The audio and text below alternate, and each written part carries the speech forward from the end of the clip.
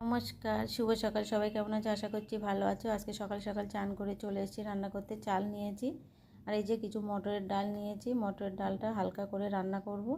আর এই যে উচ্ছে আর আলু কেটে নিয়েছি, এটা সিদ্ধ দেবো, মানে ভাতের মধ্যে দেব। আর এই যে কিছু দানা কলা কেটেছি আর কিছু আলু একসঙ্গে হলুদ জলে কেটে ডুবিয়ে রেখেছি। আর এদিকে কিছু সজনের ডাঁটা কেটে রেখেছি আর কিছু বড়ি নিয়েছি। এগুলো সব একসঙ্গে দিয়ে একটা রসা রসা তরকারি করব। আর এই যে সয়াবিনের তরকারি করব। আর শেষ পাতে আছে চাটনি।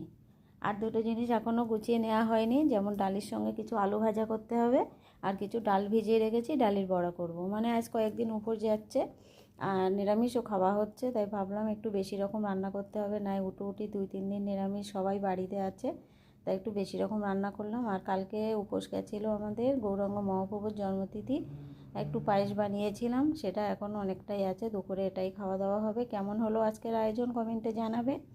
ভালো লাগলে লাইক কমেন্ট শেয়ার করে দেবে। আমি সকাল সকাল রেডি করে গুছিয়ে নিয়েছি, রান্না করতে যাবো। শুভ সকাল।